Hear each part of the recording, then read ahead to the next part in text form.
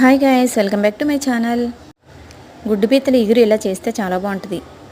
Oil వేడెక్కిన తర్వాత onions ముక్కలు, పచ్చిమిర్చి ముక్కలు, ఉప్పు వేసుకొని ఆనియన్స్ వేయించుకోవాలి.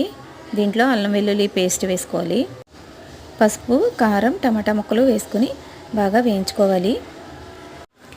నేను ఇలా కూర ప్రిపేర్ చేస్తుంటే మధ్యలో మా అగ్గారు అబ్బాయి వచ్చి నేను వండుతాను పిన్ని అన్నాడు. సరే అయితే వండు అనేసి తనకి ఇచ్చేసాను. ఇదిగోండి, టమాటా ముక్కలు వేసి వేయించుతున్నాడు బాగానే.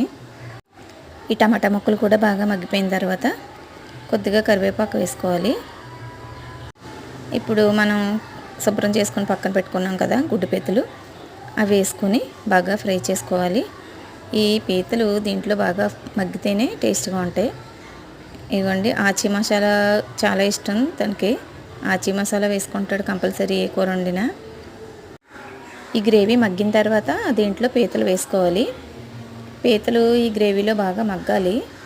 బాగా మగ్గితేనే టేస్ట్గా ఉంటుంది. ఈ పీతలు వేసి బాగా మగ్గబెట్టి పీతలు ములిగేంత వరకు వాటర్ పోసుకోవాలి. వాటర్ ఎక్కువ అక్కర్లేదు. మా ఇంట్లో పులుసు అయితే తినరు, అందుకే నేను చింతపండు పులుపు అది వేయను, ఇగురే వండుతాను.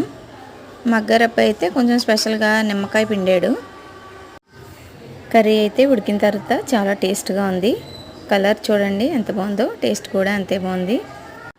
ఫైనల్గా మన ఇంట్లో తయారు చేసుకున్న హోల్ గరం మసాలా కూడా కొంచెం వేసుకుంటే టేస్ట్ చాలా బాగుంటుంది.